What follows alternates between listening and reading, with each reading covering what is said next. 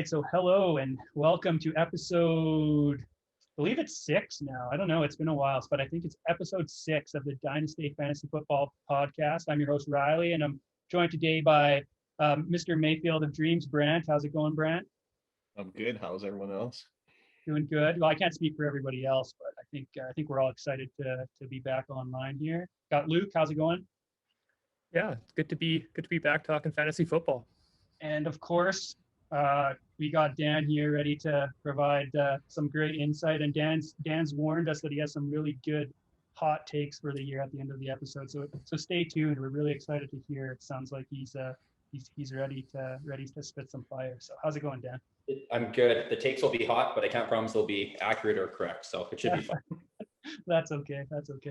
Awesome. So I'll give everybody kind of the rundown, the quick high-level play-by-play for what we're going to do today. I think today the main purpose of today is we got the NFL season starting in a couple weeks here. Last week of preseason. It's that time of the year for the yearly power rankings.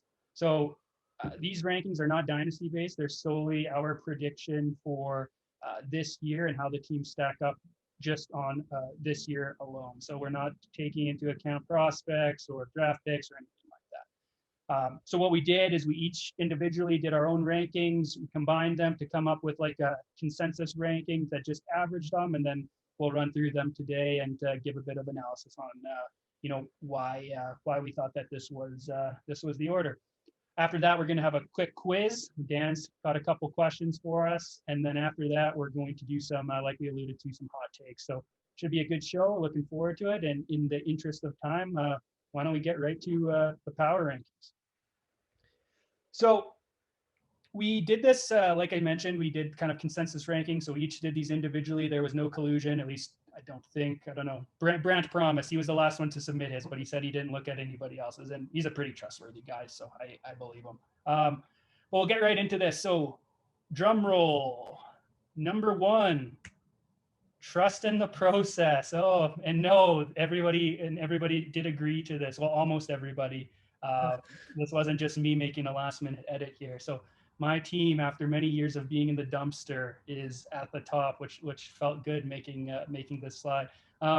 Look, I'll start with a team that actually had me ranked 1. Dan, why don't you talk through why you had me at 1, and then I'll let the lone dissenter, Luke, talk about why maybe he didn't and who he had instead. So Dan, I'll pass it over to you. Yeah, you definitely are well deserving, I think, of the top ranking. I've been doing the power rankings now since our league started, and I don't think I've ever seen a team with, I think you have 14 players ranked in the top 100 overall, if I'm not mistaken, or very close, depending on when you look. And I think that should be right. I don't know what you got on there, but you have a really solid team with a lot of highly ranked guys. Hill and Diggs finished 2 and 3 last year in wide receiver scoring. I think Amari Cooper was top 10 before Dak went down, and Tyler Lockett had 3 weeks of 30 plus points. So you're going to have good scoring from your wide receivers. You have definitely high end running backs. And you have a lot of other guys who I think who we don't see on the sheet here, but guys who have the opportunity, like a Chase Edmonds, J.D. McKissick, Mostert, who could provide those spike weeks for you if needed. And I think that's going to propel you to a really strong score in the regular season, a lot of wins, maybe a first round bye, and push you to a good chance at the title. The biggest concerns I have for Riley's team are Saquon's health and that offensive line in New York. Swift's playing on a tough team this year. I don't know if they're going to get a lot of scoring opportunities, and same thing with Kittle if he can't stay on the field. But if a few things break in Riley's way, I think he's in really good position, and should be really exciting to see what kind of damage his team could do this year. Awesome, Brant. Maybe I'll let you chime in just if there's anything you wanted to add. I think you had me at the top, and then we'll go. I guess what I'm trying to do is just delay Luke from just raining on my parade. So maybe I'll give Brant just 2 seconds to chime in, to pile on top if you want to. I mean, you're just ranked number 1 purely based on your receivers. They're like far and away the best group of receivers in the league by like probably ever. So that's basically my only reason that you're number 1. Well, thank you. I appreciate it. Yeah, it was like I mean, Hill and Diggs, I got to thank Dan for just deciding to just completely demolish his team and trading them to me. Thank you, Dan. You've given me a shot at least at some glory that means nothing right now at the start of the season. So thank you. Luke, you didn't have me at number one. You had someone else. Who did you have at number one, and what was the reasoning behind that? Because you were different than everybody else here. Yeah, so I was different than everyone else, and I guess if I was ranking like your starting lineup or your top eight that you would be playing each week, I would have you number one. But for a few other reasons, I've moved someone else into that first position in my rankings, and that's Adam's team of future considerations. So the biggest factor being the division that he's operating in, and Dan sort of mentioned at the end of his spiel on why he had you ranked one, saying that he thinks that if things go right, that Riley can have that top spot. Part of why I've moved Adam up to that first spot is I just think he needs less things to go right with the division that he's playing in this year.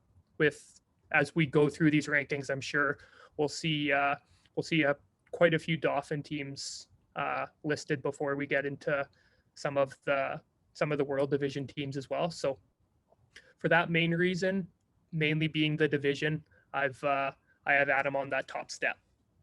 Got it. And sorry, where did I totally forget? Did you have me at number two, or was I at number three? I know we all had the same top three, but I wasn't sure on. I had you at number two, and like I said, if we're solely looking at starting lineup and everyone's healthy, I would have you number one. But based on division and the other thing too being, well, maybe we'll get into it with my if we're doing hot takes at the end. Maybe I'll have a hot take about your running back core, but a few of those things as well. Maybe that. Yeah. I guess with my team being hit by the injury bug pretty bad last year, to me, I feel like depth is very, very important. So. Got it. Yeah.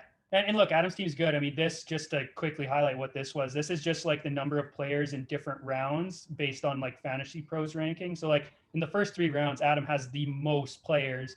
He has 7, where no one else has more than 6. The biggest difference, I think, for me was the 3. He has no first round players, where like I have 3, Luke, you have 2, Brant, even you have 3 like first rounders. I think Adam's got a lot of really good players.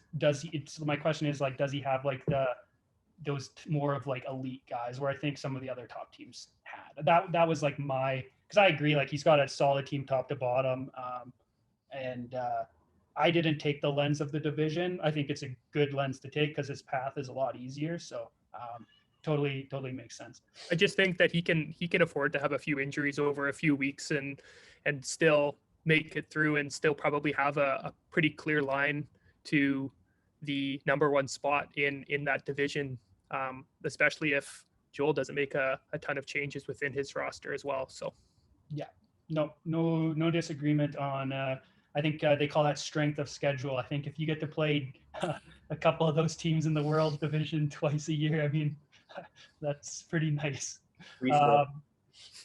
So let's go to number 2. There was a bit of a difference in consensus here too.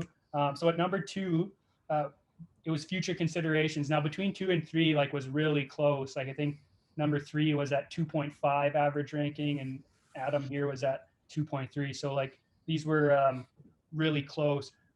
Brant, Luke's kind of touched on Adam's team already. You didn't have Adam's team at number 2 though, right? No, I had Discount Belichick at 2 and Future at 3. So why don't you talk to me about why you ranked Luke over Adam? Because I think we've heard some of the arguments about why his team is good, but like why did you rank Luke ahead, and what are maybe some of your concerns with Adam's team? Well, so the one thing that I think we'd all agree is Adam has better receivers, but that's where it ends. Luke has better quarterbacks, better running backs, and better tight ends. Luke, I think, has the best running back room in the league with Zeke and Antonio Gibson and Aaron Jones. Quarterback room, he probably has the best quarterback room in the league too, compared to Adam, where Lamar Jackson, he gets injured. He has nothing. And then Travis Kelce is the best tight end in the league. Now, I know Darren Waller probably is ranked number 2, but to me, Kelce's still number 1 by a margin. Yeah, I had Luke number 2 as well, for most of the same reasons. Like Adam, not only does he not like he doesn't literally have a player to fill in on Lamar's bye week. Lamar also runs a lot, so yeah, like in theory, there's greater chance of injury. Like his only other QB is Minshew, who did get traded to Philly today, so like maybe he has a shot of becoming the starter if Hurts is garbage. But like, yeah, Adam he really needs another quarterback, and like I would think there should be some like free ones out there. Like hell, you could try to trade for Jameis like now that he's the starter. But um, that was a concern of me, and I agree. Like Luke's running backs are just stacked. His receivers give pause for me. Like your Galladay has to make you nervous a bit. Ayuk was looked awesome last year, but that was also without Samuel and Kittle for a lot of the year. Um, so like it makes you nervous, but like those running backs and then the Mahomes Kelsey connection, that can just win you games on itself. And you alluded to it, Brant. I think the difference here is it's 4 points a game projected from Kelsey to Waller, which is a lot. And Waller's the number 2. So like Kelsey is even to Kittle, it's the same thing. It's Kelsey's kind of in a tier of his own, and he's one of the only positions where I think there is that dynamic. So yeah, for me, Luke was clearly number 2. Dan, who did you have at number 2? I'm drawing a blank here. I had Adam over Luke, and kind of much like the lens and paradigm that Luke kind of viewed the league through is sort of the way I viewed that. I think he's probably got an easier path, and I think he's got 4 like rock solid locked in wide receivers. Like you could argue that he has 4 receivers that might even be, maybe better than Luke's 1, right? Close. Like, I mean, I'm not saying, Godwin's better than McLaurin, but close. With that said, yeah, all the points you guys made were, yeah, I agree on a lot of them. I agree with the risk to Lamar's health and no depth behind Lamar. And even like CEH, like Edwards-Helaire, I mean, he can't stay healthy. He didn't really last year. I think he's already injured in training camp. And if he can't start, his top 2 running backs are on the same team in Chubb and Hunt, right? Yeah. So that does limit his ceiling, which won't be a problem in the division. He can just walk into a top 2 finish. Yeah. But if those, if he gets any injury concerns come playoffs, I think he will have a tough time crossing over. But anyways, I had him 2. The teams were very, very close. Both Luke and Adam all 3 of you guys are in that top tier.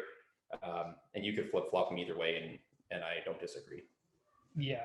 And like what we're looking at here, just because they haven't mentioned it. So this is Dan compiled like the projections of points based on the full season, and then just dividing it by number of games of what each team's starting lineup would look like. So, it matches up to what we thought the top 3 were. It has Luke in these rankings. Luke is ahead of Adam, just on a pure points per game basis. But I think the points that people have brought up about the division and the path, I think are very relevant. That's not something I thought about, but like it's very true. Like Adam has a much easier path to a bye week for sure. So one thing we haven't mentioned for Luke, I know we haven't really even kind of addressed his team fully yet as number 3. We're still on Adam, but as we transition into it, those rankings don't even have Michael Thomas in them, right? And once he's healthy, which could be like a mid-season thing, that bumps up his points per game as a team, probably by maybe 3 or 4. I mean, new quarterback, new scenario, but realistically, if that's the case, like he could be pushing for a projected starting lineup that's number 1. So I guess we'll see how things shake out. But yeah, rocks all the team, much like Brant said, top quarterback in the league, top tight end in the league, and arguably maybe the top running back group in the league. So yeah, I mean, we kind of knew who was 3rd here, but I reveal it here. So yeah, Luke was 3 and very close. I think 2 of us had him at 2. No one had him lower than 3. We were all in agreement that these were the top 3 teams. There was no difference, there. Yeah, like Michael Thomas. I mean, it's a weird situation because like he like sewered them, right? He didn't get like his relationship with the Saints seems like really off. So it's a big unknown. I think like his ADP is around like 110 this year. I mean, he's missing a ton of the season, but yeah, like he could be a guy that comes in like, week 10 or whatever. I'm not sure exactly when it is, and gives you a lot of momentum for the rest of the year for sure. So in that wide receiver room, that would probably be a good thing. I don't know. Does anybody have anything else to add on like Luke's team? I feel like we've kind of mentioned like the highlights. I mean, rock solid running backs, probably best QB, best tight end. Question mark on the receivers, I think, is the only thing that's keeping them lower than some of the other teams. I think I had a stat that I want to throw out is, yeah, my fourth receiver Lockett is ranked behind McLaurin, but really it's only a couple spots, right? And like I think that's the main difference. And that might be different if Michael Thomas was healthy. So I think Luke's team is right there, and it'll be tough. I think week 1 is Luke versus me, so it's like probably an important game to try to get that first round bye. And of course it's week 1, so we'll see what happens there. It'll be a good matchup, I think. Okay, so that, like we said, everyone agreed on the top 3. I think we actually all agreed on the top 4 as well. So I'll go down to number 4. It's Joel's team, Cooper Scooper. And yeah, as you can see, the consensus ranking was 4.0 because we all had him at 4. Luke, maybe I'll let you go. Talk to me about Joel's team. Why is he 4 for you? And maybe what are some of the holes? I think we all agree there's a couple holes on his roster that we could talk about. Yeah. Do you want to pull up his lineup there? Yeah, it should be. Can you see right there? Okay, yeah. So obviously, like, the biggest glaring difference between, and it's funny. I mean, we look at the top 3 and we say that there's a tier break after that, and I think there's a pretty obvious tier break in the tight ends after the top 3, and whether Kelsey's in his own tier, but everyone has a pretty consensus top 3 being Waller, Kittle, and Kelsey, right? So looking at his team, that's obviously the biggest difference is who he's throwing in at tight end with Irv Smith. And I mean, Irv Smith had some pretty great games last year, and he definitely has the physical attributes to be one of those tight end ones for a full season. But I guess just that question mark around whether he can produce at that level. So other than that, I mean, his receivers are fantastic. He does have some depth there. I mean, between Kupp, Evans, Jefferson, and Adams, I mean, he probably has 4 receivers that are probably projected just as high, if not higher, than any of mine. So running back, we'll see what Mixon's able to do this year. He's struggled the last couple years, but he should have the opportunity now there. And with Gio now gone, that hopefully will give him some of the passing targets that he wasn't receiving previously as well. We've all seen what Derrick Henry's been able to do the last couple years. So yeah, his team's solid. If he had this team in the Dauphin division, he might be pegged down even one spot lower, potentially 2 spots. But I also do think that Joel, maybe once he gets into fantasy football mode, he'll be trying to make a few moves, whether it's at the QB or tight end position, because nobody should be going all in more than Joel trying to win the dynasty pot this year. Defending champ. Brant, you got anything to add on Joel? I think there is. I'll hold because I've talked to Joel about it. I think he's tried to make some moves. But Brant, would you got anything you wanted to chime in on Joel? Well, the one thing that Joel has in his favor is he is in the World Division, so he can be patient. Like, he doesn't have to make a move today, and in week 1, like, if he loses the first couple of weeks, he's not missing the playoffs, right? So like, he has some play to see what happens, and so that's the only thing I would have to add to the fact that yes, he does need to make a move at QB and maybe tight end, but he can be patient. Yeah, Dan, if you were Joel, like, what moves would you try to make? I think that's a good point. You're right. He doesn't probably need to do it. He could wait and see a bit because, who knows what's going to happen. But Dan, like, if you were Joel, is there any moves that stand out that you think like he could make and that realistically could get done? Yeah. Well, since I have the floor, I could probably go on a bit of a rant maybe for this. Yeah. So first of all, so Joel right now, when he's playing, say, one of the top 3 teams, assuming he's going to have to play at least 2 of them in the playoffs, right? He's spotting Luke 16 points based on quarterback and tight end. He's spotting Adam 10.5, and he's spotting Riley 9. So you have to make, and his team is strong. right? His running backs are good, his wide receivers are good, but that's a lot of points to make up, assuming the players hit their mean projected outcome in those games. And that's a lot. Now, when we're looking at the screen, his quarterback and tight end are in the bottom 4 at the position. And there's 2 teams in this league that are like actively trying to lose. So I don't want to win. Danny doesn't want to win.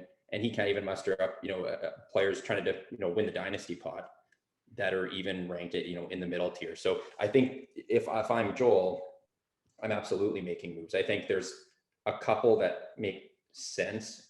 I'd be looking at a guy like Josh Allen to bolster up the quarterback spot.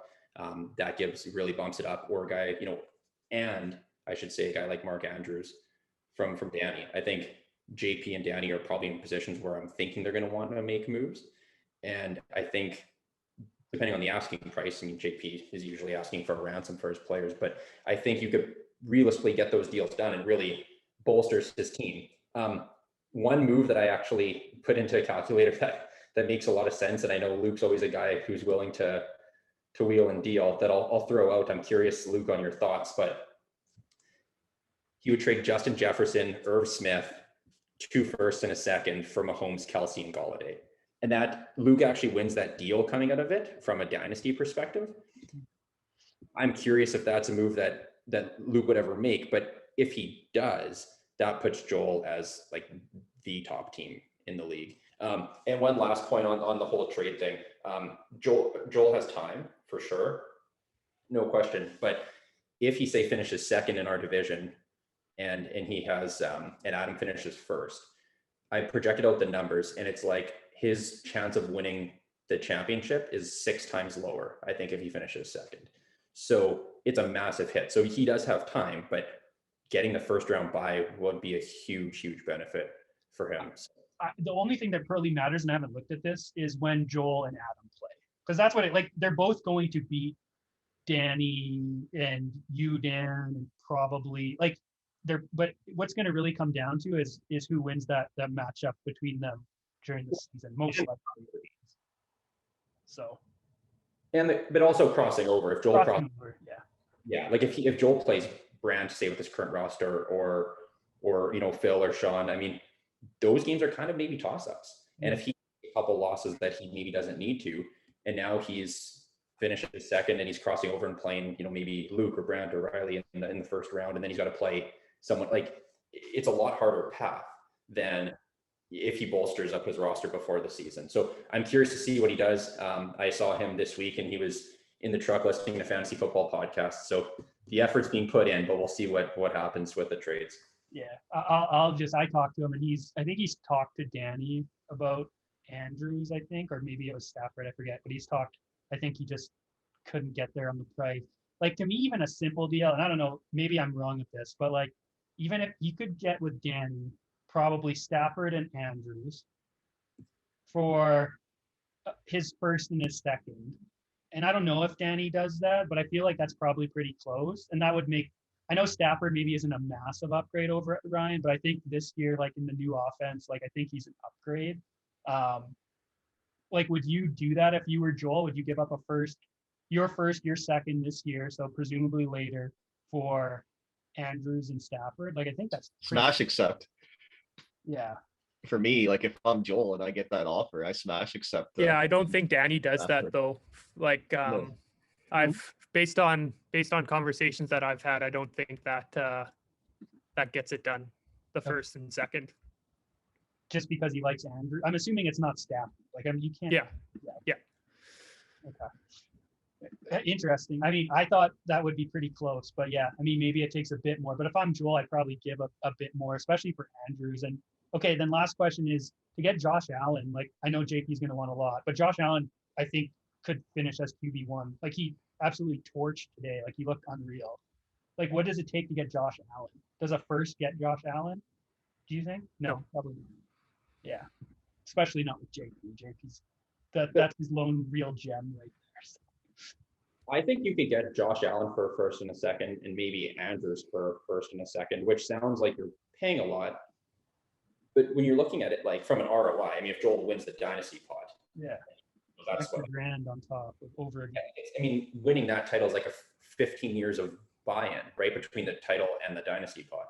Yeah. So why not go for it, right? Like, you know, these chances don't come around often. And even if you overpay and you get Allen and Andrews, given his roster, even if he doesn't win, his team's still good for the next few years. So I don't know. Like, I think if I'm Joel, I'm overpaying to try to better my team given the state of the league. But And I think you should have to overpay. And I think there was, I remember when Luke was going for the second round, I can remember some people not wanting to trade with him because they didn't want him to win this. Like, realistically, like if someone's going to trade with you and you're Joel, like you probably are overpaying because they don't want you necessarily. They don't want to just help you win the dynasty pot most likely. But yeah, like totally, like it makes total sense for him to just go and do what it takes to get it done. So I'm sure something will happen. It's just a matter of Joel getting the courage to pull the trigger here, I guess. Joel, if you're watching this, Kelsey's always available. Oh God. I could see Kelsey and Mahomes deal, Luke. I think So could I. I could see it happening. Like, I feel like Luke's a team who's always looking at bettering their assets, regardless if it's going to help them necessarily strictly this year or if it's more of like a long-term thing. I don't know what that deal is, like if it's even close to what I threw out, but I could see that happening. And if Joel gets Mahomes and Kelsey and his team stays healthy, he is a very good chance of defending. Just don't do it. If you're going to do that trade, do it before week 1, Luke, just so I can get the W. All right, let's go to the next round. I had it colored as like this was a tier of 4. It's kind of not true. We kind of had a tier of 3, and then Joel is kind of in a tier of his own. But the next break was an actual tier break for almost all of us, I think. So next in the rankings, we have Mr. Mayfield of Dreams himself. We had Brant, and again, this was unanimous. I think I'll go back to the squad. I think Brant's team, if Akers was healthy, I think he's right there in the top 3. I mean, I think that's a pretty dangerous lineup, having McCaffrey, Eckler, and then in that flex spot having Akers. It would have been tough to rank him below Joel, and I think he would have been right in there with the top 3 there. But the Akers going down, I mean, that hurts, obviously. When you look at Brant, I think what's interesting for me is he has a ton of top-end talent. He has 3 first-rounders, one of them being the clear-cut number 1 overall player, and Christian McCaffrey, who is, I don't think there's anyone in the world that doesn't have him ranked as number 1. You got McCaffrey, Eckler, and you got Hopkins. Like, that's a really solid trio of 3 players that's going to make him competitive each week. I think what Brant is lacking a bit more at, and he's done a good job of addressing it, is some of the depth at wide receiver. When you start to get into starting a guy like Brandon Cooks with, I don't know, who is Houston's quarterback? Is it Tyrod Taylor? I guess so. like that's where you run into a bit of a problem, right? You got Hopkins, Julio. I like Tyler Boyd. I think Tyler Boyd gets overlooked with Jamar Chase and all Higgins and all that. I think Tyler Boyd's just a really solid PPR guy. It's just like some of the depth at receiver, and then obviously the tight end, as we've talked about with Joel's team. Brant kind of has the same issue there with a bunch of okay options. Gesicki, I think you got Jonnu Smith. I don't know who else you got. You had a whole bunch of them for a while. You just kind of stockpiled these mediocre tight ends. But having played the tight end game before, it's really hard knowing who's going to hit each week, right? And I think that's the challenge for me. So yeah, I think we all had Brant clearly as the 5th team. I don't think there was any question about that. Brant, I guess I had a question for you. Are you at all interested in going to try to get a guy like Mark Andrews, or I don't know, like Mark Andrews realistically is the one tight end that you probably could go out and have a chance to get? Like, are you thinking about doing that? I never thought about it. I mean, obviously, yes. Like, and when you look at the screen like this and you see the pink, you realize, oh, yes, maybe I do need a tight end. Like, these color coding looks like, yeah, it definitely puts it in your head that, man, I need to step up my game here. But no, I never thought about it till this point. I mean, yes, I know like there is a couple of things that I need, and when I look at what is on this lineup here, like right now, like I don't love my bench either. So like, yes, there are some moves that I could make to bolster, but like I don't have like many future assets, so it's I'm kind of in a tough spot. But Yeah, totally. Dan, like, do you have any, like, I think we were pretty unanimous, but like, what keeps Brant, say, out of that top four? I think for you, is it the tight ends or the receivers, or is there something else that kind of keeps him out of that top four for you? Tight ends and running back depth. Yeah. I think adding a guy like Andrews and even like a Mike Davis or someone who, could fill in if needed. I mean, granted, if McCaffrey goes down, it doesn't matter if you plug in Mike Davis, like Brant's not winning the title. But so you have to approach the season essentially assuming your team's going to be healthy, right? You can't always just hedge that. But I do think he needs a little bit more depth at running back, even for bye weeks. But if I'm Brant, I am looking at probably upgrading to Mark Andrews and then maybe adding, like some type of depth running back for this season. And then when Akers is back, he's got 3 studs for him. Yeah, I mean, Mike Davis could be a running back one here. Like, he's probably pretty cheap. I'm surprised. Like, he shouldn't be that expensive to acquire, but like, he legitimately could finish, maybe not as a running back one, but he's probably cemented in the top 20 just on usage. No, like, yeah. Or even a James Robinson, like if Brant kicks out a couple seconds to JP for James, right? I don't know if that gets it done, but I think that doesn't get it done. not anymore. So even now, I mean, if you gave 2 seconds for James Robinson, because realistically, like even if he has another good season next year, I think teams are kind of scared off to trade for him because they know Etienne's coming back and they don't know Robinson's role. Yeah. So I think 2 seconds maybe does get it done. I don't know. Like, I don't know how many other teams are going to be trying to trade for James Robinson. I think it could make a lot of sense for JP to do that. And I think that could make a lot of sense for Brant to add. I don't know. What do you guys think? You don't think that does it? Luke, I'll let you take that. You shook your head no. I mean, we've JP isn't going to settle, I don't think, for 2 seconds. I mean, he likes to be in the action. He likes to be competing, and I just see him truly as not giving up, whether it's Josh Allen, whether it's James Robinson. I don't see him as, I see him as looking at the World Division and saying, oh well, I can make the playoffs here and give it a stab. And whether that's right or wrong, I feel like that's the approach that JP is going to take this year. Okay, I have a question then. What is 1 second get Mike Davis? Like, it has to, right? Like, Mike Davis can't be worth more than a second, can he? Like, if you're like, because like realistically, like Mike Davis can't be long. You would think Atlanta would draft some sort of running back next year, like, because I've thought about trying to go for Mike Davis. Like, I don't really need him. I have a bunch of guys in that range, but like, yeah, I think that Mike Davis would be moved at some point from Louis' team, and I'm just curious of what everyone thinks it would should cost to get Mike Davis. It's kind of like a 1-year rental is really what. Should cost a second. I think that's more than fair. Whether that does it or not, whether someone would be willing to give more than a second, I don't know.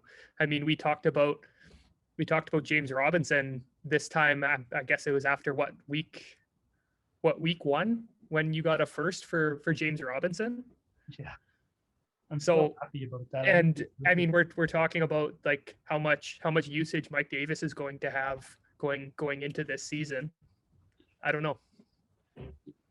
Brant or Dan, if you got Mike Davis and went out and then got who was the other, James Robinson, and then the rest of your lineup, and we'll get to you later, but you could toss a couple seconds, get Mike Davis, get James Robinson. You're probably you're probably right there. Then pick yourself up a QB off the waiver wire that's like actually going to start, and then you'll be right there. Yeah, we probably won't get to my team for a full hour. I'm so far down the list, but yeah, I mean, we'll chat about this maybe when we hit JP's team too. But like when we're talking about, I mean, so the whole point of fantasy football is you're basically paying for entertainment, right? It's just fun. You make trades, you chat with your friends about it, you have good matchups. But if you do look at it at all from like, say, if you're playing and you're viewing your team from an ROI, you're making the playoffs to finish 5th or 6th, is worse than finishing like at the bottom, right? Yeah, for sure. And that's why I think a team like JP trading Robinson away for 2 seconds only helps them, right? Or trading Allen away for a first and a second. But, well, the one disagreement there is, Dan, you hold everybody's first round pick. So in these terms, it doesn't really matter that much where you finish. And I look at his team now. I mean, look what he wasn't willing to do any of those things last year, right? His team's no worse this year than it was last year. If not, he's in a better position based on you unloading and everything like that, right? So yeah, he could unload those pieces, and he's still the third worst team in your division based on where you and Danny are at. So true. I think he just gets a bit of draft capital over. Yeah. That's the only thing I think he might need, and we can address that later. But for Brant, I just think that, I think a guy like, Robinson or, Mike Davis would probably be a really good ad. And I think maybe getting an Andrews is a really good ad, because Brant has really high end talent. And if he can, get a little bit more consistent production from the tight end spot and a little bit of depth at running back, like he's completely in the mix there he'd be bumped up to that probably front runner division, and he would leapfrog Joel. I mean, one last thing, and we don't talk about it, but like even just an Andrews and Darrell Henderson trade from Danny. I don't know what that cost, but like you could kill two birds with one stone there probably too. I mean, I know they got Michelle or whatever now, but like, I mean, Henderson's probably a solid depth guy there. So that could be another one there. So number 6, who did we? Oh yeah, we had Phil's team, Chalupa, Batman. I was the only one I think that didn't have Phil here. That's why the 6.3. I had the next team up. Brant, I'll let you talk about why you had Phil at 6, and maybe some of the hole strengths and maybe some of the holes in his team. So Phil has 2 high-end running backs, Dalvin Cook in the mix for RB1 every year. Jonathan Taylor looked like a beast at the end of the year, so he's in the mix for a good top 12 season as well. And his receivers, I'm looking at them, and DK Metcalf, Jarvis Landry, solid. Michael Pittman looks like he's going to be solid for the Colts. I mean, Cortland Sutton, we don't know, come back from injury. And then I think the difference between him and Prestige is, the QB and the tight end. I mean, Prestige has nobody at tight end. And I think Justin Herbert is better than any of the other quarterbacks there. So that's basically the 6 versus the 7 for me. Got it. Luke, pile on, because and then I'll let Dan go after that, because you again had Phil at 6. What did it for you versus Phil, versus I think pretty consensus next pick, which was Sean at Prestige Worldwide? What made you rank Phil higher? Yeah, just like Brant alluded to, I think at the tight end and the quarterback position, he's able to start a lineup that definitely, I think, outperforms Sean's starting lineup with his top 8. But looking at Sean's lineup, I think Sean might have the more resilient team with some of the depth that he has, especially at wide receiver. So yeah. And Dan, I'll let you you did have Phil up above Sean, right, Dan? I'm pretty sure you did. Yeah. And they're close. Like you could almost flip a coin. Actually, the reason I put Phil ahead of Sean was because when I put together the points per game projections, he was like 1 point higher or less than 1 point higher, and I kind of used that as a bit of a tiebreaker because they were really close. Mm-hmm. I think like Brant said, and Phil has 2 incredible running backs, and I think if you look at like Metcalf and Sutton, like there's a chance that both of those guys, I mean, this is a long shot maybe for Sutton, but I mean, he has a chance at putting up like a top 15 type season, and maybe higher. I think that's maybe a little bit of an outlier, but I think he could put up a really good year. And I think Metcalf, like, there's a chance the guy breaks the league, like in terms of he could put up just an absolute massive season and finish as the top wide receiver potentially. Like these are kind of like a top 10 percentile outcome. But I thought we were doing hot takes at the end. Yeah, I was going to say the Cortland Sutton take. I could buy the Metcalf one, but Cortland Sutton, man, he's not even the number 1 on that team, I don't think. Well, that's fair in the quarterback situation. They're kind of like I thought if Locke could end up, or I think that might have helped Sutton. But anyways, I just think Sutton's a really, really good talent, and if he comes back healthy, he could really help Phil's team. So Landry shows up as red, but I think that's honestly a really good third wide receiver to have. He's going to be probably pretty consistent. And I think Pittman actually will have some type of a role with the Colts, where I think he's actually pretty consistent. So I think Phil's team's going to be, they'll be a really tough out every week. Like, I think they'll be hard to beat. Yeah, yeah. I mean, that's the thing I think that's going to be so interesting is there's like, this is already the fourth team in the top 6, and we know who's number 7. I mean, 5 teams in the top 7 are all in that division. And I think any of these starting lineups on any given week, like, could beat any team. Like, there's just really not any going to be any easy games, maybe barring Louis' team, depending on what he does with his taxi squad. But it's going to be tough. We'll go down to number 7. I mean, I think it's pretty obvious who's number 7. Then I can just talk about Sean's team and why I had Sean's team ahead of Phil's team. So I'll go down. Oops, didn't want to do that. Sorry. I'll go down to Sean's team here. I'll address a couple points that were brought up. One of them being QB. I really don't think there's that much difference between Herbert and Hurts, presuming Hurts is able to keep the starting job.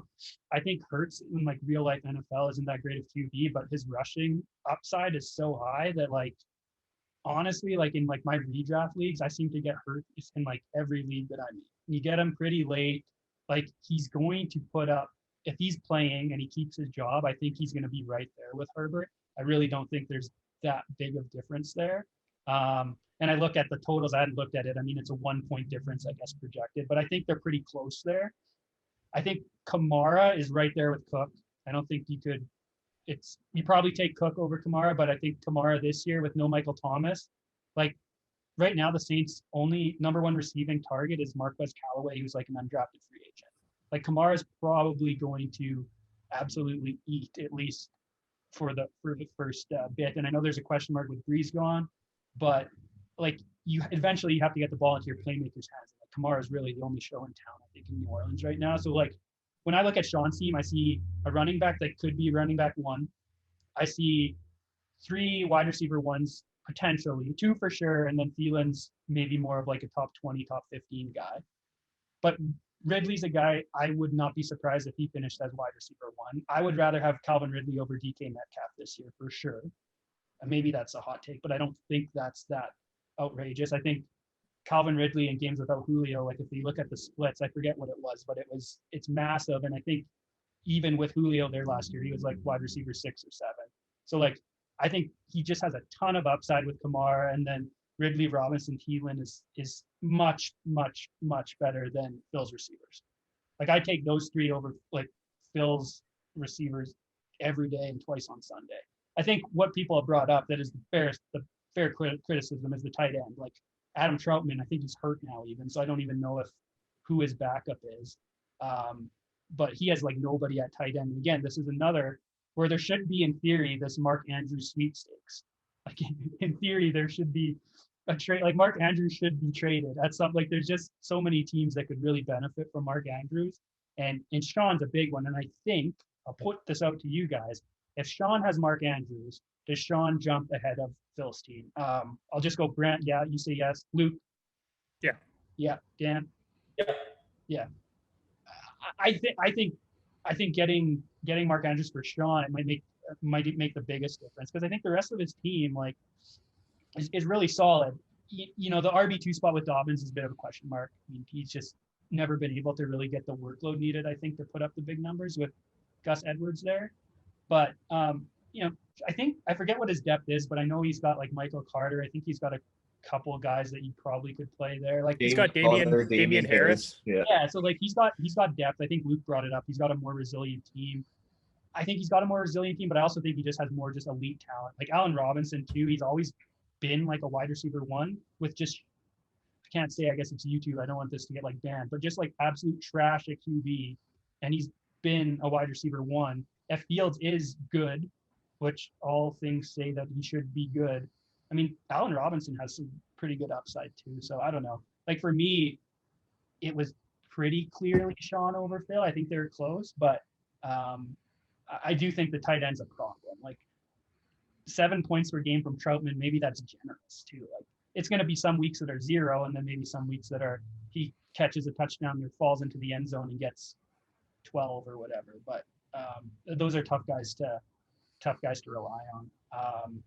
but yeah, I don't know. Does anybody, Dan, you got anything to add, I guess, on Prestige's team? I know you kind of already talked about, everyone kind of already talked about his team, but any just closing thoughts on him? One thing I'll say, so last year I backed Paul's team and everyone wasn't really totally sold. He ended up finishing third.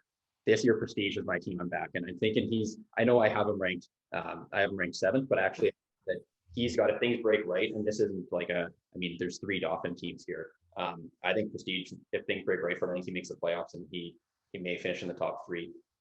There's a lot of things that need to break in his favor for that to happen. I mean, like Jalen Hurts might not even be starting after like week 4, but if things do go well and Hurts can put up 1,000 yards with his legs, and if Dobbins can really take a big step forward in his second season, and then you look at his 4th wide receiver squad, like Marvin Jones, Slayton, Hardman, those guys collectively are probably going to put up 3, 4, 5, 6 30-point weeks this year. It's hard to know when it'll happen, but if it happens on the right weeks when he starts them, his team's going to be really good. So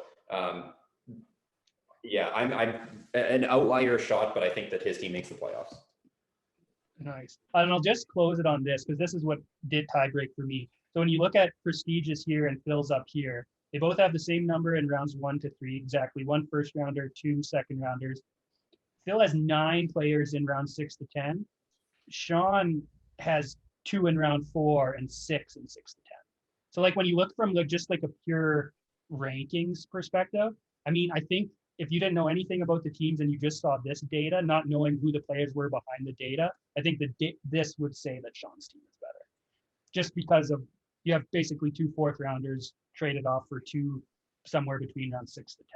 That was just the last thing on Team Sean, because I agree. I think Sean's team is potentially really dangerous there. So I think we're getting away from the Dauphin division for a while now. Number 8, we have Paul's team, CDs, TDs. Again, consensus. I think everybody had Paul here. Luke, I'll go to you for the lowdown on Paul. I think it's pretty clear he's below everyone else, but why is Paul, compared to say some of the other teams like Louis, JP, why is Paul at 8? Yeah, for me, I think it's just like he has some, even though he's ranked 8th, and I think like in order for him to have a legitimate shot at winning this year, he still has some pretty like quality pieces at all the different positions, right? Like Kyler Murray at QB is a top 5 QB for sure. Between Carson and Montgomery, like startable running backs. I mean, it's not the same running backs that we've been talking about up until this point in terms of a starting lineup, but still probably running back 2s potentially. Maybe, yeah, probably no. I'm not. It's way too hot of a take to say that one of them's probably going to be a running back 1. There's just too much talent. And then at wide receiver, like we have CeeDee Lamb that hopefully with Dak coming back this year, he had some pretty big flashes last year that hopefully he can build on, and hopefully there isn't too many mouths to feed and he can get his share there. Juju, I think it was a 1-year deal that he signed in Pittsburgh, so kind of a prove it deal to see what will happen there as well. And like Hawkinson, I mean, it's tough to know what to think's going to happen in that offense, but you have to think that he's going to have a pretty big target share in that offense there as well. So it's a position that we've been stressing for probably the last four teams after we talked about the last 3 in terms of tight end. And that's one thing that for the most part, Paul doesn't need to worry about. So he's probably on the outside looking in terms of having a chance at winning the title with his current roster as it is. But knowing Paul, he probably has every one of his picks first, second, and third for now until 2024. So, I mean, if he wanted, he probably has the pieces to add a couple pieces and make himself have a better shot even at coming up into the playoffs with the World Division. Yeah. I think that's a good point. Dan, maybe I'll go to you because Paul does have all his picks. I mean, Luke is definitely right at that. Like, what type of move? Because like his team is kind of just average. Like every position is kind of just like average. I think we've talked about. But like, are there any kinds of moves that you see that Paul could potentially do with that could maybe give him some of that like elite talent? Because it seems like to me that's what he's kind of lacking there. You just don't see a lot of green. Is there anything that you think that he might be able to get done if he really put his mind to it and decided to get the phone out? Yeah, like I actually stopped even projecting trades for Paul because he doesn't fire anyone, he doesn't trade anyone away. He just kind of sticks with his picks and moves along. But I agree. Like Luke said, I mean, Hawkinson's a sure thing at tight end. When, like we said, Adam Troutman's going to put up some zeros, Hawkinson won't. I mean, Hawkinson, there's very few games where he'll probably have less than like 10 points. He's got that locked in. Kyler has a high ceiling. We've seen what happened near the end of last year when David Montgomery went nuts with an easy schedule. Lamb's got CD's got Dak back. So yeah, like I think he's a big tier below the top teams, and I don't think he'll repeat as a top 3 finisher this year in the money. But in our division, I think he's going to be in a playoff spot again. And once you're there, if these guys like Kyler go off and Hawkinson and he does, and make a push again. So I don't think he'll make it. I really don't. I do agree that he could probably shore up. He probably could add a higher end wide receiver. He could add some more. I maybe a little bit more top end running back talent, but I don't think it'll happen. Yeah, no, you probably right. Yeah, I think Hawkinson is number 4 for tight ends this year. Like I think it's the top 3, and man, Jared Goff cannot throw it deep, and there's nobody else to throw it, and you're probably going to be losing. So to me, it's like you have Swift, you got Hawkinson. And Hawkinson's going to, I'd be surprised if he doesn't average like 8 targets a game. Like, I think that's pretty easy for him. And they're probably going to be short targets. So he's probably going to get 5 or 6 catches. He falls into the end zone a couple times. Like, I think Hawkinson is, really going to be a solid player. Just because there's literally no one else for Goff to throw to, and Goff loves the short stuff. So like, it just seems like a match made in heaven for Hawkinson this year. So like that's definitely a plus. Brant, anything to add on Paul or? Like you said, the chart tells the story. Sure. I mean, the one thing I would say is David Montgomery. That's not a super hot take, Luke. Like I could see him finishing at number 12, and that's not RB1. But yeah, other than that, not same. I agree with everything you guys have been saying. He finished as a running back 1 last year, right? I think he was like 7 or 8. Surprisingly, but yeah, there was no one else there. So, who do we got next? So we got Paul. So it looks like we got a new tier here, and we got JP's team. So at 9.3, so not quite consensus, but I think we all agreed that there was another tier break here. Brant, maybe I'll let you go talk to me about JP's team. We've kind of alluded to him a bit already, but tell me about JP's team. I see a lot of red here on the screen, but I don't think it's as bad as all the red looks. So no, it's not as bad, and the only reason that I put him in the tier below is just because he can't be in the same tier as me. Like, I mean, come on. But seriously though, I mean, Josh Allen, he is a really good quarterback, and you're right. Like he could put up easily QB1 numbers, and by far QB1 numbers. And then he does, like James Robinson, obviously he's back now, so there we go. And Miles Sanders, that's still always iffy. We don't know with him. But yeah, like Deontay Johnson's again another guy that could, but it's just the depth is just lacking. Like, after that, yeah, even Robbie Anderson, like that's, to me, I've been looking at some projections on him, and I feel like that's a stretch. Like I've never liked that guy. And he's on my favorite team. I still don't like him. You just signed him, man. He just signed, yeah.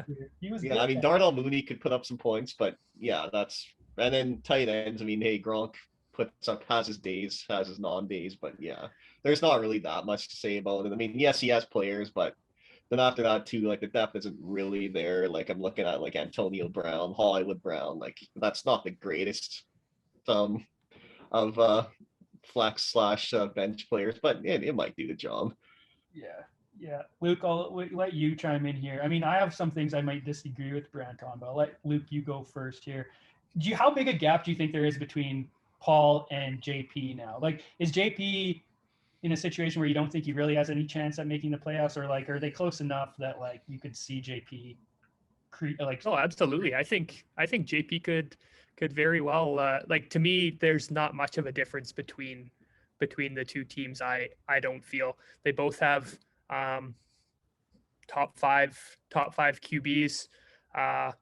Miles Sanders, I don't know what that backfield's going to look like. It's difficult, but his team, I think I can't remember when I think since the rankings possibly, he's gotten a little bit of a bump with the James Robinson with Etienne's injuries. So I do think like JP's probably has a bit more depth at wide receiver. He maybe doesn't have the flashy names like CD and Juju, but he does have, kind of similar to Sean, he does have a lot of receivers sort of in like maybe that wide receiver, like low end wide receiver 2, wide receiver 3 category that he has the ability to start. But I for sure think that JP could fill that last third slot for the World Division in the playoffs.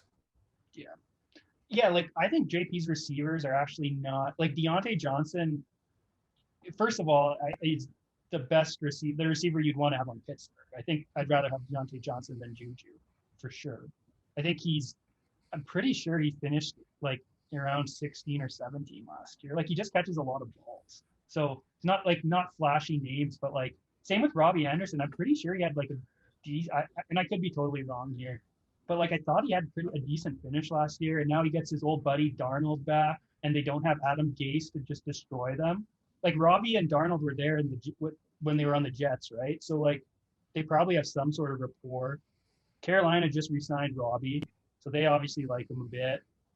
I don't know. Like I think he could actually have a decent year. Like yeah, I wouldn't want to have him as my wide receiver 2, but like I think if I was comparing Robbie to Juju, I think they'll probably be pretty close this year. And then you guys kind of alluded to, I think, Antonio Brown doesn't show up here, but like Antonio Brown looked really good like that last half of the season, and now with a full off season under his belt, like, I wouldn't be surprised if Antonio Brown is the number 2 receiver on Tampa. I know Godwin's there and Evans there, but like I wouldn't be surprised. He's still probably a really good player. Scott doesn't necessarily have his head on straight always, but obviously is talented. I think the biggest difference is the tight end. Like Ingram, man, Ingram's a guy I just never wanted to quit. I finally quit him and gave him to JP, I think a year a bit ago, but so much talent, but just has never done it and never stayed healthy. I think that's the big problem, the big challenge. Hawkinson is a clear upgrade there. I think the question is maybe can Gronk step up and be consistent enough that maybe you don't have to start Ingram and Gronk can do the trick for him. But yeah, like I think actually, like if I was going to bet now, I ranked Paul ahead, I think I would bet on JP if I was going to bet JP over Paul for that last playoff spot. And I think it'll really come down to just their head-to-head. And I'm pretty sure they play week 1 this year. So I think it's probably going to be pretty close, just like it was last year between the two. And I think it'll probably come down to who wins those head-to-head matchups. So yeah, I think it's a big week 1 game. Dan, I'll give you any closing thoughts on the JP Paul debate. I think we all had JP lower, but I don't know. I don't think it's that far off. Yeah, I think the Robinson role is going to help JP a lot with Etienne going down. I just think for JP, if any of his players get off to a good start, like, Miles Sanders or Deontay, I mean, Deontay could be on his team for a long time, but if I'm him, I'm really looking for trade partners. I really am, especially for running backs. I mean, wide receivers, longer lifespan, so it's different. But if I'm JP, I'm trying to unload Josh Allen, Sanders, Robinson. I'm just really looking to start to rebuild. But I guess it depends on what he decides to do. And I agree. Like if he kind of holds tight and keeps pushing forward this year, yeah, like there's absolutely a shot that he makes the playoffs. And he has, enough upside that maybe he, gets through a week in the playoffs and can push for, to go for it. But I just think that the tier gap is just way too big for both Paul or JP to win, 3 consecutive weeks in the playoffs and get a title. Yeah, that's it's maybe you can sneak into a 3rd place finish like Paul did, but it's probably tough to do more than that. Yeah, no, makes sense. I just think there's not a lot of people to trade for JP, like in his defense, like just to trade with, like unless you decided that you're like, hey, Dan, if you decided, hey, maybe I'll trade for a couple running backs, get a couple good deals and go for it. Like there isn't going to be a massive market for guys like James Robinson or even Miles Sanders. Like he tried to trade Miles Sanders to me for a long time. And it's just like, it was never going to happen. And I think that's a problem is there's just not going to be much of a market for for that right now. I don't think. I think all the contenders right now are pretty happy with what they have. So unless injuries happen, I think it's going to be tough for him to trade. But injuries do happen, so we never know. I do agree, but I think Joel might be interested in say a Josh Allen Gosh, and Brant could benefit from James Robinson, and they both have enough picks that definitely could make a deal work. I don't know if they're wanting to, but I think that does make sense, and I think that JP probably would be better off doing that. And then if Sanders gets hot, maybe there's a move to be made there too if someone goes down on another team. So like you said, if maybe one of the top teams has one of their running backs go down, maybe JP trades for an injured guy to take him right in exchange for like a Sanders or Robinson. So I guess we'll see how it all shakes out. JP, there's a few different ways he can approach the season, but yeah, it'll be fun. awesome. Yeah, no, that's fair. Those trades probably could happen. I can't see him trading Allen without getting just a massive haul. But I might even try to trade him for, like, in theory, I could trade. I think Allen's going to just tear up this year. So maybe I'll trade him, get Allen, and just really upgrade. We'll see. That just piqued my interest a bit. Okay, so next in line, we have Louis' team, Chasing the Dream. I think it wasn't all consensus. There was some weird stuff, I think, with this one. But look, I can just quickly run down Louis' team. I think the ETN injury, that hurts. Now you're starting guys like Emmanuel Sanders at the flex, which is probably never a great thing. Look, Louis got a really good dynasty team. I think he's got a lot of young talent. I think hopefully for him, some of it hits. I think there's some really questions, with ETN. I know Jamar Chase, I've kind of busted his balls a bit. He hasn't looked the greatest in training camp, but maybe he's just a little rusty. I don't think he played football at all last year. So hopefully he can get out of there. But look, no matter what Louis does, he's probably finishing last in the Dauphin division. Like there just really isn't a scenario, no matter how unlikely that he makes the playoffs with this roster, even pulling up all his players. And that's tough when you don't have your first round pick. I think Danny has Louis' first round pick. So from Danny's perspective, that first round pick is guaranteed top 2. And realistically, Louis' team is, no offense, Dan, but if you're in that last place game, Louis' team is probably kicking your team's ass unless you find some good waiver quarterback pickups or something like that. So like it could be pretty frustrating from Louis' perspective. Your team is good. You're set up for the future. You're probably still going to lose this year. You're probably going to get a top 2 pick. It's most likely the number 1 pick, and you're not even going to get it. That's got to be a bit frustrating. But I think he's set up good for the future. I like a lot of the moves Louis made to get his team to this state. He needs a couple of these picks to hit. Guys like Kyle Pitts, Devonta Smith, Chase. I think Harris is pretty much a sure thing to be productive this year, just with the usage he's going to get. But look, I think he's set up good for the future. I mean, I think in a couple of years, I won't want to face his team, but like this year, compared to the teams we've looked at, like there just really isn't that much of a chance for him to compete, I don't think. And I don't think he has enough picks or that he even should really go about trying to compete. I think he should just play it out. I think he's done the right things, and I think in a couple of years he could be really dangerous. But maybe Luke, I'll pass it over to you. I don't know if there's much that we need to talk about even with this, but what are your thoughts on Louis? Do you think that there is a chance that he somehow sneaks into the playoffs? No.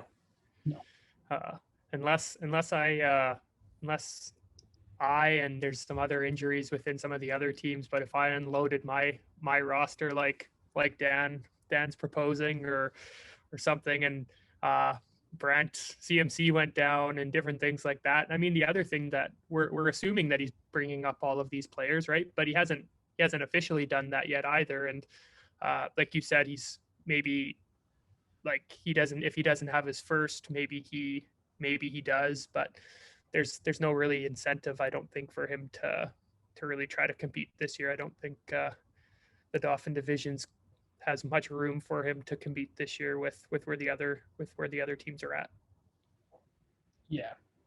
Dan, Brant, anything you guys want to add before we go down? Like, what I will add to the whole first overall pick thing, I think, to be honest, I feel like Louis has incentive to win that first overall pick, because Danny getting it versus Dan, like, oh yeah, You know what I mean? Like, Yeah, true. I think Danny, who only has that one pick, or maybe his own plus that one, versus Dan, who has 10,000 picks. There you go. Louis should finish last.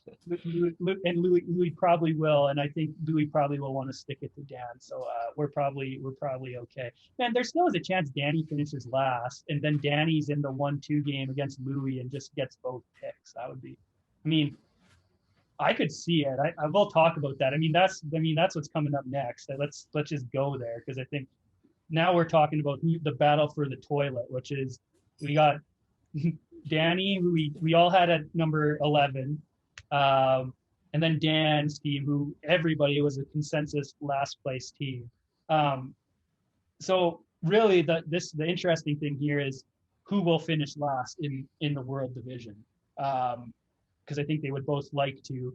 And let's go to the rosters, and we'll toss it to Dan, because it's kind of embarrassing having Davis Mills, who I don't even know which team he plays for, as your starting quarterback. But Dan, do you think that there's a chance, though, that you might not get last place in your division? Like, how are you thinking about this? How can you make your team any worse than it is to get into that last place game? Okay, first off, I hope Louis doesn't listen this far into the podcast and take Brant's advice. I hope that if it does so happen that I'm in the last place game against his team, I hope all these guys are still in the taxi squad and I have a chance at first, but or I should say at last, but finishing first for the first overall pick.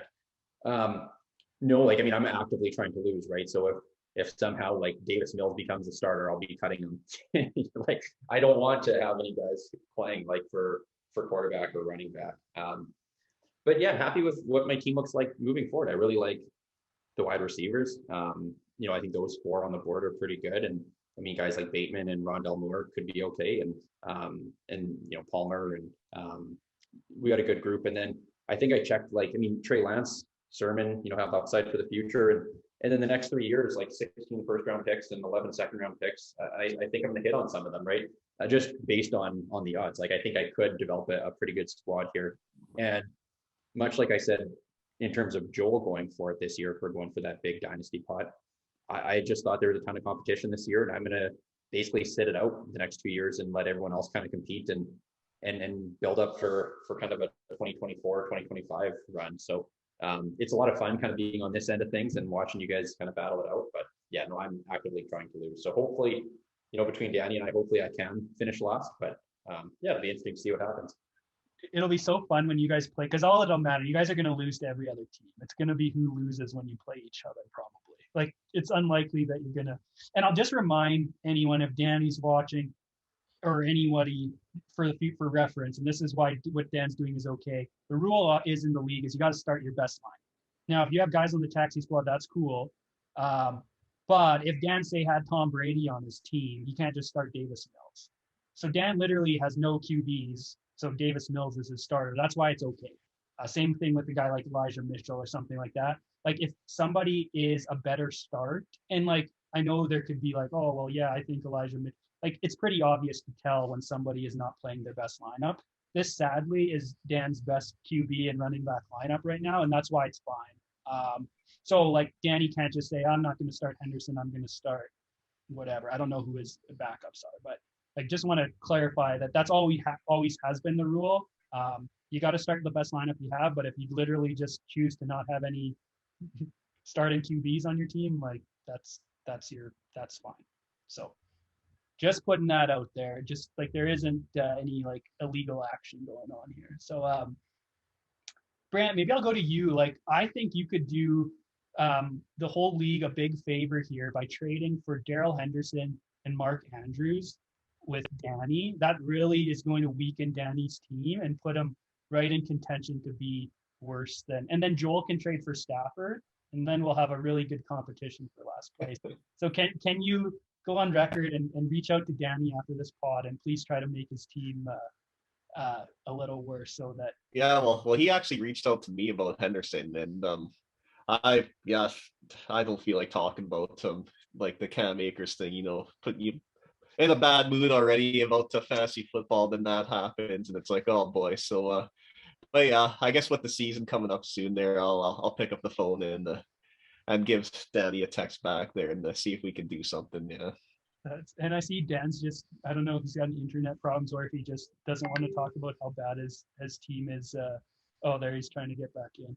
But yeah, like, I don't know. It's going to be a good battle. I think that the funny thing is, like, when Dan and Danny play, even as with this as it is, like, Dan's receivers and tight end are good enough that, like, sadly, like, Dan could maybe beat Danny if a couple of those receivers just have big games. I think that'd be hilarious. But yes, it would be good for Danny if he's able to get rid of guys like Henderson or Andrews and get some assets. That would be good. We'll be watching the battle for last place closely. I'm not sure when they play each other, but it'll be exciting game. Yeah, sorry guys, my Zoom froze there for a sec, but yeah, like Riley said, I'll be starting my highest projected lineup every week for sure. Like the guys who are supposed to projected to score the highest. So yeah, it'll be interesting to see. I'm excited to play Danny. It'll be some fun. When do you play him? Do you know? I don't actually. You have it marked on your calendar? That's a huge. Yeah, I'm just hoping to go 0-13 or I guess 0-14, however we're doing the season, and yeah, it'll be fun. I'm looking forward to it. It'll be a good year, but yeah, maybe Danny and I will have to. I think Riley, you and I did that one year when we were both going for the last, where we set each other's lineups to see who can win. So that's the best way to do it. If you're playing because then, like, you know, you're like, okay, well, maybe if this starter gets hurt and then this backup running back, he might actually be good. I think it's good to set each other's lineups for when you play each other. That was fun. Awesome. Okay, so that's all the power rankings. There's the recap there. Quite a bit of agreement, so I think that was good, but a couple of places where we differed. You know, why don't we, Dan, go to do the quiz that we're talking about, and then we'll do that, and then close on some hot takes, and then we'll be out of here. But why don't you lead us through this next segment? Yeah, sure. No, there's just a few things that I came across when I was doing a little research for the pod that I thought were kind of cool that you guys thought I'd ask the group and see if you guys had some answers to these. So I'll ask, and just so we kind of go in order so everyone's not jumping in, maybe Riley, if you want to answer first, and then Brant, and then Luke. But the first question that I have is, which team had the lowest scoring week of the entire Dynasty season last year? I know there was some chatter beforehand, but I'm not going to give that answer because I genuinely don't know. I'm just going to guess Danny's team, the Sisler football team. I don't know though. I'm gonna go with the discount Belichick. Yeah, so am I. I think there was a few weeks there that I was pulling my hair out. So I think that's a good answer, Brent. You know what? It was Riley's team, the number one team in the power rankings. Week 5, Riley got 55.2 points. Wow. Yeah. Oh, man. Yeah, I thought that was kind of cool. All right, okay. Second question, also based on our league. As a league average in terms of like all the points scored in a given week for all teams combined, the top 2 scoring weeks happened in back-to-back weeks last season. Which weeks were those? I should go away from the last year's. I just wanted to see if that was actually true, and it was. Man, I have no idea. My brain does not work this good. 9 and 10. I'll say 3 and 4. Yeah, I'm gonna say like 4 and 5. I think it was a bit earlier in the season.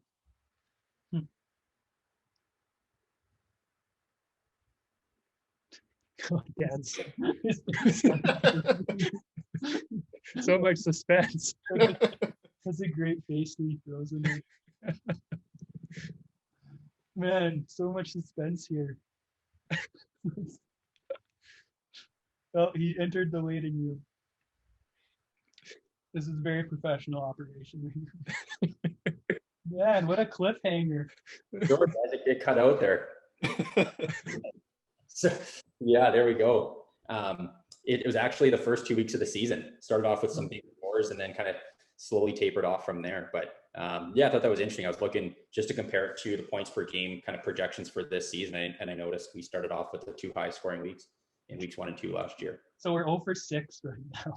Well, that makes sense. No bye weeks, no injuries. So Yeah, right. Nine Exactly. was a terrible guess. Like that was absolute, terrible. Okay. All right. Well, now this is more NFL stats. So we'll see. NFL trivia. 2 running backs saw more than 100 targets last season. Can you guys name them? J.D. McKissick. You got Alvin Kamara and J.D. McKissick. I guess I would say Kamara and oh boy, I can't even think of a second running back.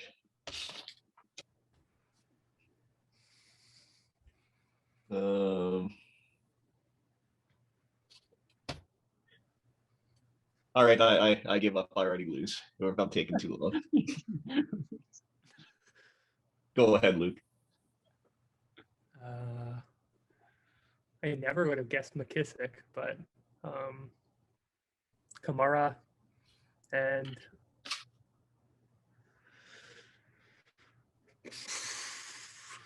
100. 100. Oh,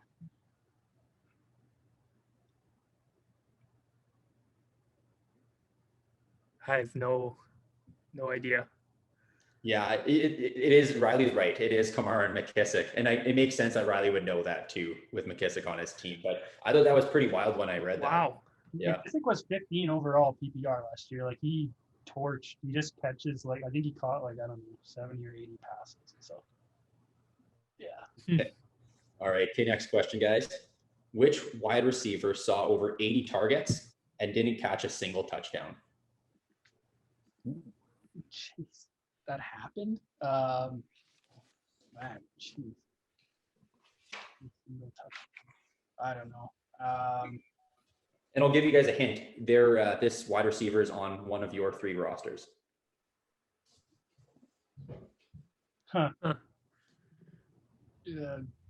Galladay? No, he probably got a touchdown. Anyways, Galladay. He didn't get 80 targets either. That was terrible. Anyways. I'll say Brandon Cooks.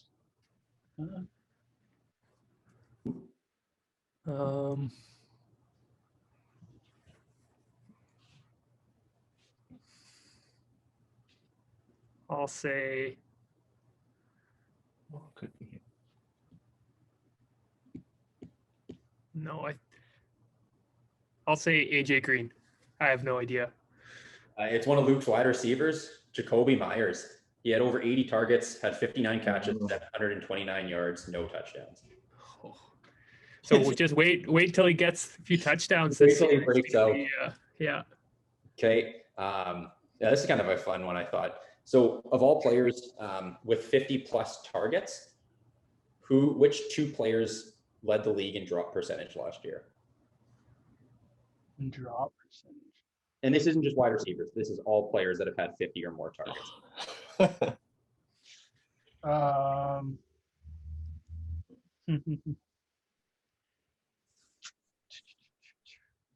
Man, going first is the worst. Drops. I don't know. I feel like Hopkins had a lot of drops. Maybe I'm imagining that. I'm gonna go Hopkins. That's probably totally wrong. I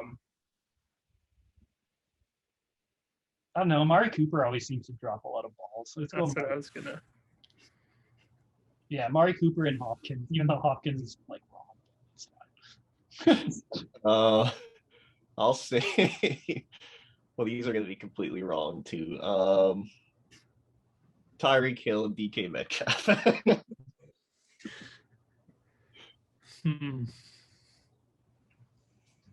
I'll say. Sorry, how many? What was it? They had to have 50. 50 targets, 50 or more targets. You said it was. I'm assuming one of them isn't a receiver. If you said that I'll say Zeke and I'll say Amari Cooper. The guy I was thinking Amari Cooper was. I think back to Amari Cooper when back with the Raiders and. Yeah, he couldn't catch anything. No. And these questions, they're hard. I don't expect you guys to get it. It's just kind of fun stats. George Kittle led the league in drop percentage. Really? And Miles Sanders was second. Yeah, interesting. Oh, yeah, this is a good one. So we got three left, guys.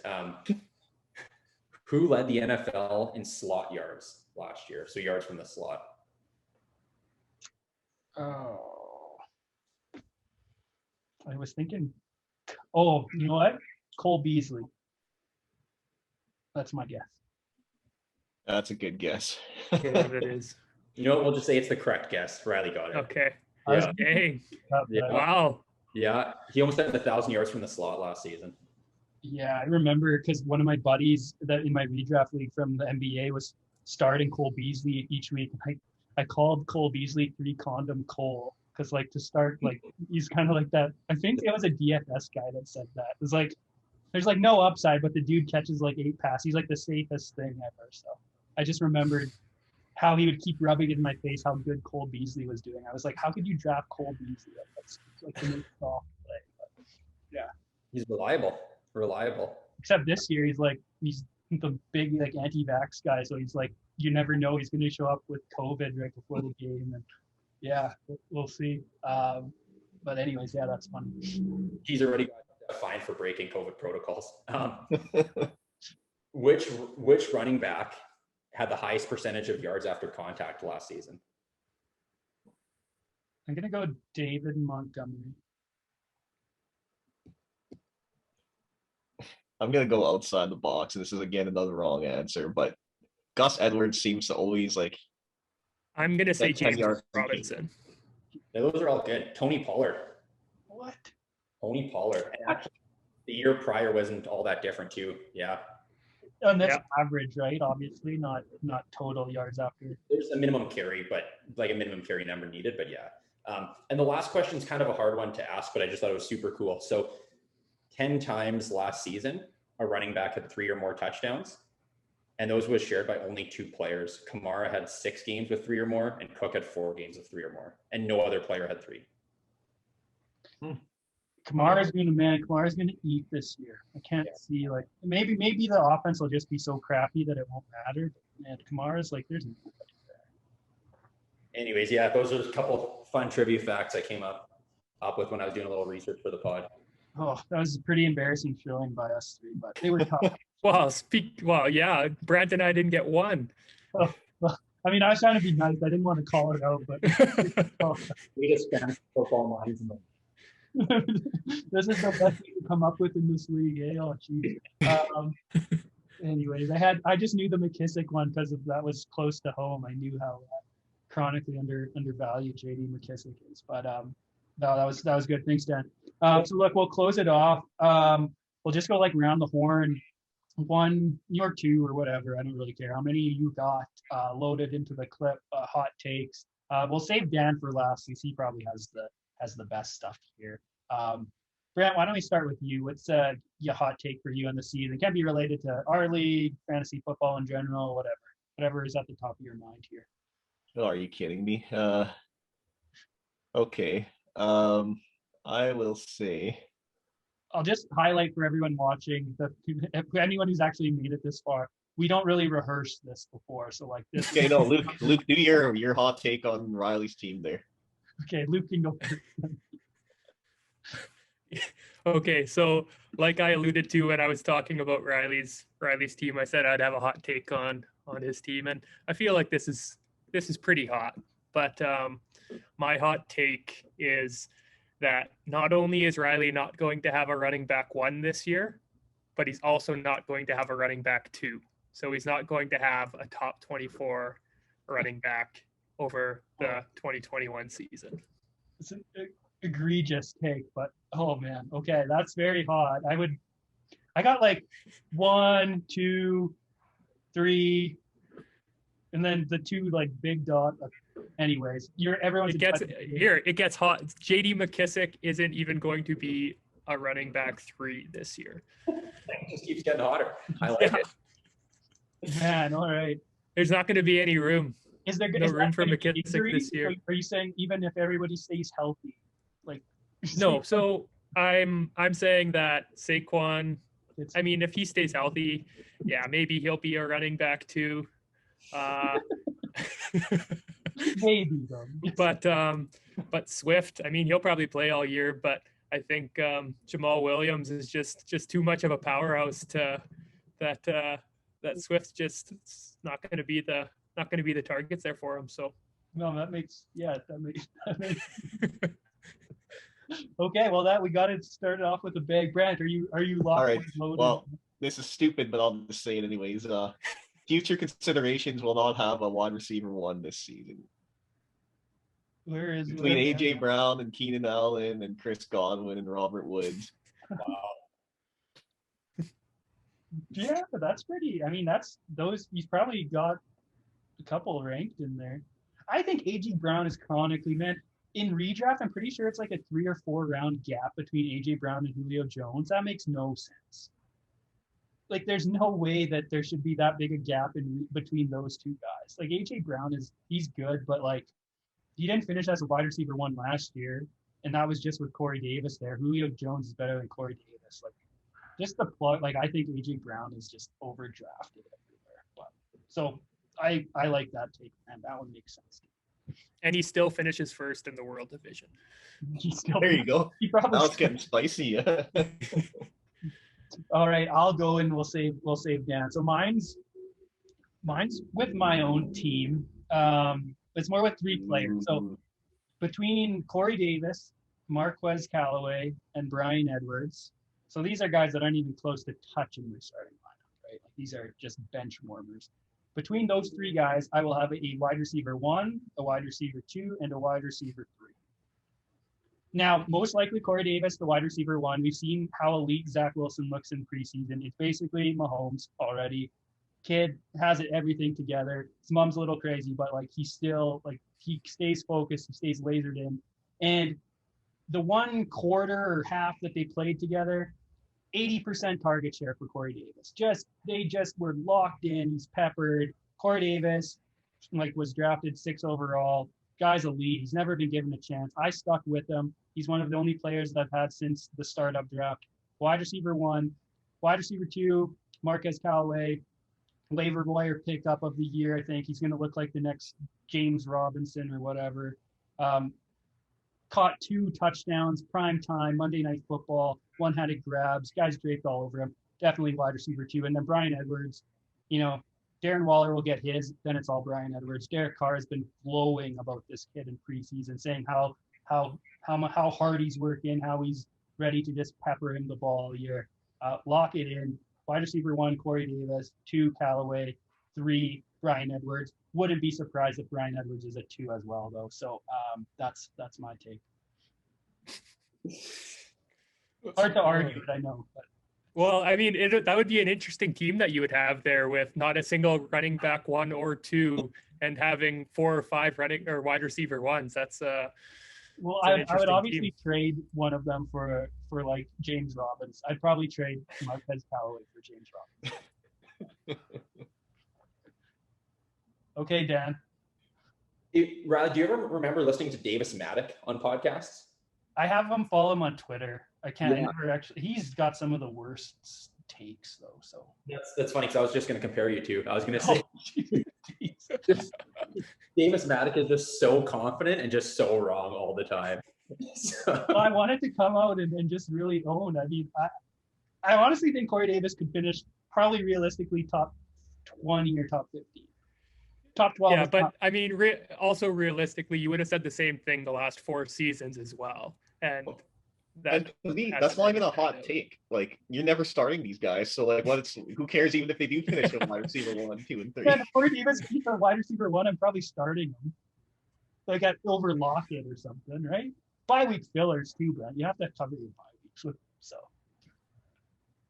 Hey, I thought it was a good one. I'm loving my depth here. I'm open to trade if someone needs some depth because I got tons of it. So you do have tons, Riley. You got a lot of players that are ranked highly. So yeah, that's definitely a hot take. I had a couple takes, but I kept them. I guess they obviously relate to our league, but they're NFL related. The first one, DK Metcalf. I'm projecting that he has over 2,000 yards and over 20 touchdowns. This guy. So last season he had 1,303 yards and 10 touchdowns. 6'4", 230. I don't know if you guys seen the video of him chasing down the defender last year after the interception. I mean, the guy is an absolute like cheetah out there. He is so fast and so big. And when Russ locks onto him, honestly, he has a chance of like breaking the NFL. Like I really like he's that good. Anyways, that's one hot take. The other one relates to Luke's team, and I'm going to say that Zeke is going to be outscored by Tony Pollard this year. Oh. Yeah, I think so for two reasons. One, like last year, if you looked at it, Pollard had more average yards per carry than Zeke. He led the league in after contact yards in terms of percentage basis. And in 2019, he was the #1 elusive rating running back, and he just looks better on film. Zeke looks old. He looks washed. He has too many. Have you watched Hard Knocks? I don't need to. And Yeah, he's. I know they have to highlight like Zeke, like a few his 2 good carries in practice, but yeah, he's declined his yards per carry each year for the last 3 seasons. He's below league average last year in elusiveness rating. This hot take's based on, I think they're going to be actually like a 60-40 timeshare. And I think with Zeke's old body, I think he actually misses a few games due to injury. So I think Pollard will outscore Zeke on a yearly basis this season. With no injury too. I'm saying I think when they're healthy, I think it'll be like a 60-40 split. I think Pollard will touch the ball a lot. And I think Zeke's just getting like that old and washed that he's going to probably miss maybe 3 or 4 games with like a sore hamstring because he tried to sprint.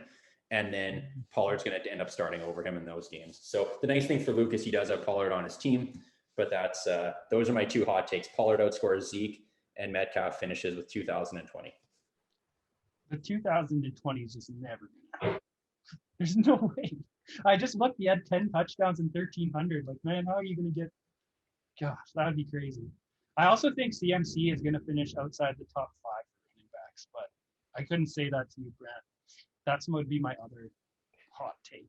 See, that's a better hot take than than your. I just don't have much justification for it though. So like, I just think that Carolina has enough mouths now. Like you got Robbie, you got DJ Moore, that Terrace Marshall looks good. I just don't think he's gonna get the absolute insane volume that he got, and he's gonna finish outside the top 5.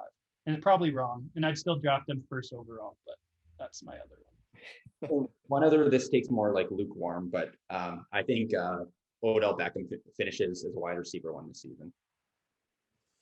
Not super hot, but I just think he's going to be bouncing back pretty hard. That's pretty hot. That's not consensus. Okay, so I got a draft. I have one more draft to do, so maybe I'll definitely have to get Metcalf because 2,000 yards, and if I don't get Metcalf, I'm going to lose. Make sure to get Pollard in the late rounds, man. Pollard has that late round steal. So don't take Zeke at 4 or 5 is what you're saying. Don't. Yeah, in season long, don't handcuff. But what should I take Zeke at 4 or 5 or just avoid Zeke like the plague? You mean round 4 or 5? No, like he goes at number 5 overall, like in 5 or 6. I knew it. Zeke is going to be running back 1, 80 receptions. Book it.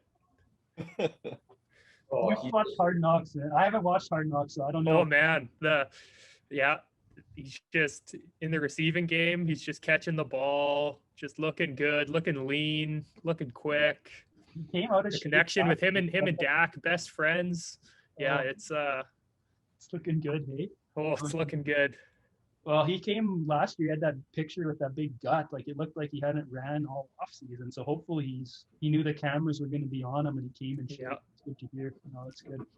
All right. Well, that was. I think we closed off strong after that performance on the quiz. That was sad. Hopefully the viewers stayed with us after that because that was rough. They probably tuned out after that, so they missed the spicy ending. But anyways, that was a lot of fun, guys. I looking forward to it. Looking forward to the season. And then looking forward to having another episode sometime after we get a few weeks in and we see how things are going. Maybe we have a few more trades that have happened that maybe we're inspired by the podcast. But anyways, till next time. Best of luck everyone in the league, and for those of you that haven't got your entry fees in, if you're still listening, get them in to me. I don't want to post and chase anybody down. Anyways,